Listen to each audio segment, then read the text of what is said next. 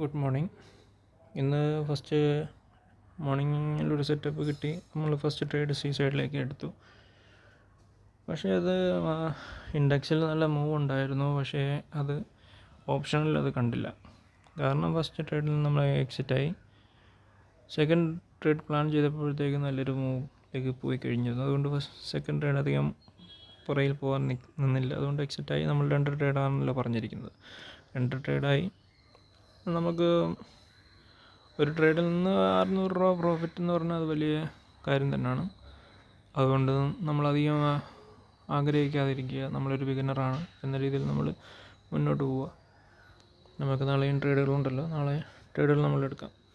Okay, ഒരു beginner എന്ന രീതിയിൽ നിങ്ങൾ അധികം ട്രേഡുകൾ പോയി എടുക്കാതിരിക്കുക. 1 ട്രേഡ് എടുത്തു, സെക്കൻഡ്, തേർഡ്, ഫോർത്തിലും അങ്ങനെ ഓൾമോസ്റ്റ് ലാസ്റ്റ് നമ്മൾ ക്ലോസ് ചെയ്യുമ്പോഴത്തേക്കും വലിയൊരു ലോസിലേക്കാണ് പോകുന്നത്. അതുകൊണ്ട് മാക്സിമം നിങ്ങൾ ഒരു ട്രേഡ് എടുക്കുക, അല്ലെങ്കിൽ കൂടിപ്പോയ 2. 1 ഞാൻ റെക്കമെൻഡ് ചെയ്യുന്നത്.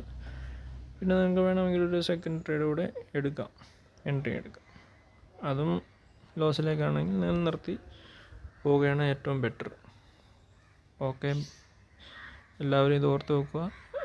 ഒരു ബിഗിനർ എന്ന രീതിയിൽ നിങ്ങൾ അധികം ട്രേഡിലേക്ക് പോകാതിരിക്കുക, അഗ്രസീവ് ആവാതിരിക്കുക. നിങ്ങൾ മാക്സിമം നിങ്ങൾക്ക് 2 ട്രേഡ് എടുക്കുക, അതിൽ നിന്ന് എക്സിറ്റ് ആവുക. ഒരു ക്യാൻഡലിനെ നിങ്ങൾ വാച്ച് ചെയ്യുക ഡെയിലി.